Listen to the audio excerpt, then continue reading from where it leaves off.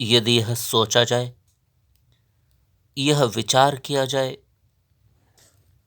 मंथन और चर्चा की जाए कि इस पूरे ब्रह्मांड में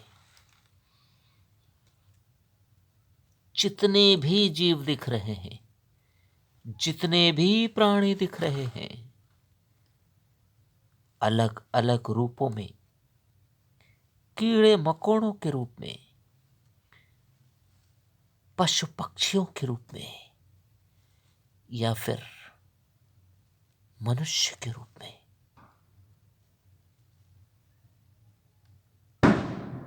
ये जो कुछ भी दिख रहा है,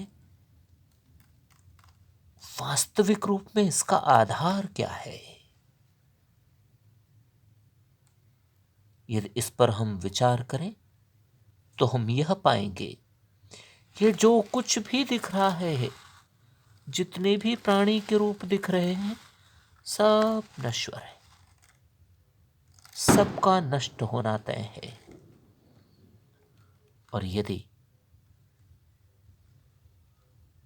आधार के बारे में विचार किया जाए तो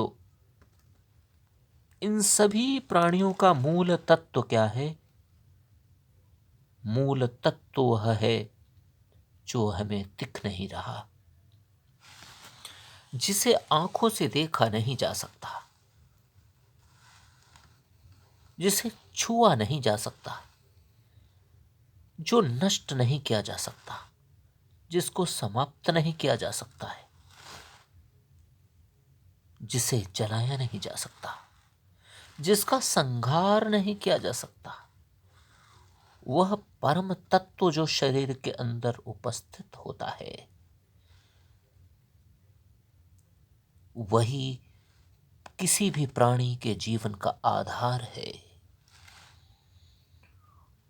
और यदि यह सोचा जाए कि यह कैसे शरीर के अंदर रहता है, यह तत्व, तो यह तत्व शरीर के साथ उस प्रकार से घुला मिला होता है जिस प्रकार से एक ग्लास में भरे हुए पानी में ऑक्सीजन कण कण में व्याप्त होती है। कोई यह सवाल करे कि इस पानी के ग्लास में ऑक्सीजन कहाँ है और कहाँ नहीं है, इसका उत्तर है कि कण कण में ऑक्सीजन व्याप्त है। ठीक उसी प्रकार इस ब्रह्मांड के, इस सृष्टि में 84 लाख योनियां और इतने प्राणी, इतने जीव और उनके जीवन कैसे स्थापित होते, कैसे संचालित होते, कैसे संतुलित और समन्वित होते हैं, कैसे ये सब सुचारू रूप से चलते रहते हैं,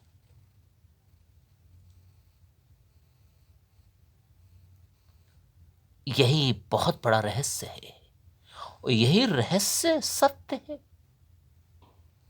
जो हमें आंखों से दिख रहा है वह सब नश्वर क्षण भंगुर, वास्तविक तत्व जीव के शरीर के अंदर जो विद्यमान है वही सब कुछ संतुलित करता है, समन्वित करता है।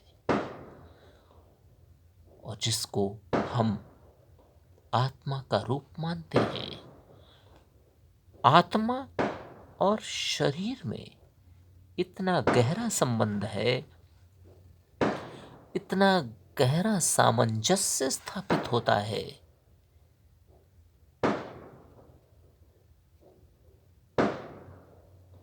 कि वह नश्वर शरीर आत्मा का साथ पाकर जीवित हो जाता है और एक जीवन के रूप में आगे दिखने लगता है। यही महत्वपूर्ण तथ्य रहस्य के रूप में है, जिसे समझना जरूरी है। अनेकों लोग समझ पाते हैं और अनेकों लोग नहीं भी समझ पाते हैं।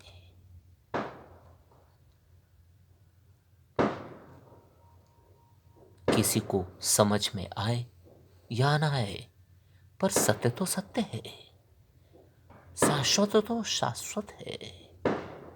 जो शाश्वत है उसे किसी भी प्रमाण की आवश्यकता नहीं, और जो नश्वर है उसे किसी भी प्रमाण के माध्यम से शाश्वत नहीं सिद्ध किया जा सकता। और यदि ऐसा किया जाएगा या ऐसा प्रयास करने का दुस्साहस किया जाएगा तो उसका परिणाम भी अच्छा नहीं होगा। तो इसलिए अच्छा है, बुद्धिमत्ता यही है कि नश्वर को नश्वर मान लिया जाए, स्वीकार कर लिया जाए नश्वर के रूप में, और जो शाश्वत है, जो सत्य है, उसे सत्य और शाश्वत के रूप में ही स्वीकार कर लिया जाना चाहिए। इसी में दुनिया के प्रत्येक प्राणी का कल्याण निहित है। अनेकों बार ऐसा होता है, हम इस बात को मानने को तैयार नहीं होते कि हमारा शरीर नश्वर है, एक घट रूप है, एक आवरण रूप है, जिसका मूल तत्व तो आत्मा है।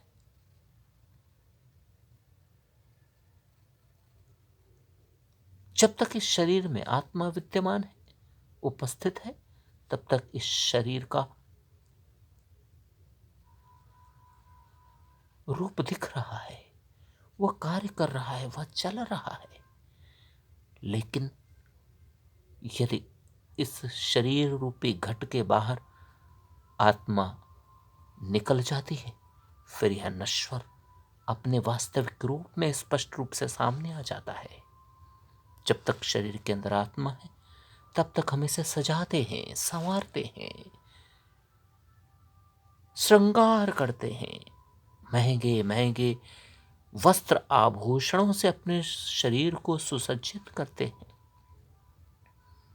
अनेकों आभूषणों से भी हमें तृप्ति नहीं होती, संतुष्टि नहीं होती, और इसलिए नए नए प्रकार के आभूषणों का हम उपयोग करते ही रहते हैं।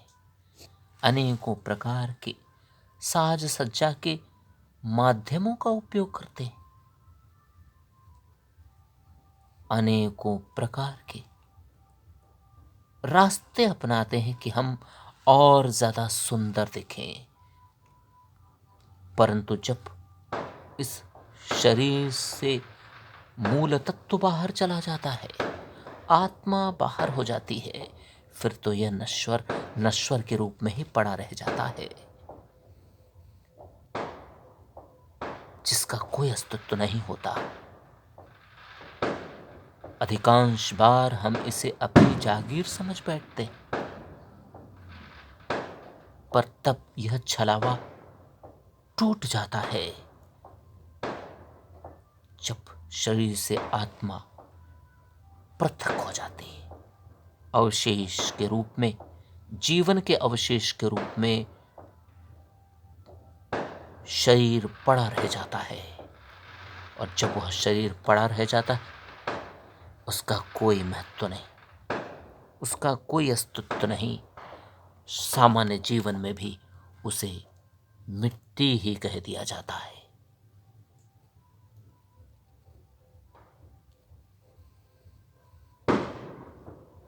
इस शरीर के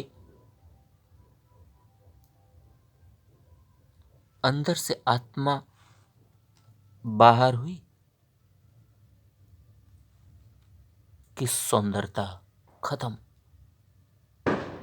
वह सौंदर्य समाप्त हो जाता है, वह आकर्षण समाप्त हो जाता है,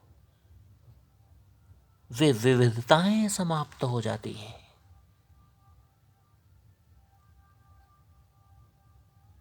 फिर तो वह शरीर विघटित होने के रास्ते पर चल पड़ता है। आखिर ऐसा क्या है? जब तक शरीर के अंदर जीवन है, शरीर जीवित है, तब तक विघटन की ओर नहीं जाता, शरीर सड़ता नहीं है। और जैसे ही आखिर वो कौन सा तत्व है जो बाहर होते ही शरीर स्वयं ही सड़ने की ओर बढ़ जाता है। ये वही है, आत्मा है जो अजर है, अमर है, ईश्वर का एक अंश है आत्मा। और इसलिए ही तो ईश्वर का अंश होने के नाते ही तो वो नश्वर शरीर को भी जीवन प्रदान कर देता है, जीवन प्रदान कर देती है वह आत्मा। इसलिए हमें समझना होगा, नश्वर को नश्वर के रूप में और शाश्वत को शाश्वत के रूप में, सत्य को सत्य के रूप में, न्याय को न्याय, धर्म को धर्म, ईमानदारी को ईमानदारी, मानवता को मानवता, शांति को शांति और अहिंसा को अहिंसा के रूप में स्वीकार कर लेना ही सबसे ज़्यादा अच्छा और बेहतर हमारे लिए सिद्ध होता है।